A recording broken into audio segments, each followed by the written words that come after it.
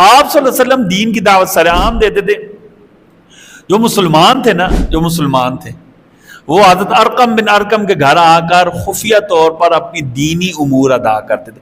حضرت ارقم بن ارقم 7ویں نمبر پر مسلمان ہوئے تھے. کتنے نمبر پر مسلمان ہوئے تھے؟ 7ویں نمبر پر. 16 سال کی عمر میں ایمان لائے تھے. ٹھیک ہے.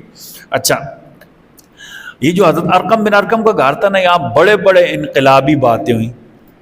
آپ صلی اللہ علیہ وسلم نے ارقم بن ارقم کے گھر دعا کی تھی، اللہم اعز الاسلام بعمر بن الخطاب اور بعمر بن ہشام.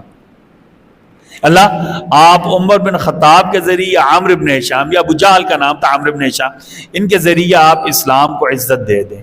یعنی بڑے لوگ ہیں، یہ ایمان لائیں گے تو ان کا اپنا اثر رسوخ ہے، ان کا اپنا اثر رسوخ ہے، یہ فائدہ مند ثابت ہو. اللہ تعالیٰ نے سیدنا عمر کو اسی گھر میں ایمان کی دولت سے نوازا تھا. سیدنا عمر کو حضرت ارقم بن ارقم کے گھر، واقعہ سب کو پتا ہے کہ بہن کے گھر آئے، وہ قرآن کی تلاوت کر رہی تھی، غصہ آیا، بہن کو مارا، بہن بھی ڈٹ گئی. اللہ نے دل میں نرمی ڈال لی. قرآن کی اپنی اثر انگیزی ہوتی ہے. سورہ طٰہٰ کی آیات بہن نے پڑھی تو ان کا دل نرم ہو گیا، ایمان لانے کے لیے آئے. سیدنا عمر حضرت ارقم بن ارقم کے گھر ہی ایمان لائے تھے.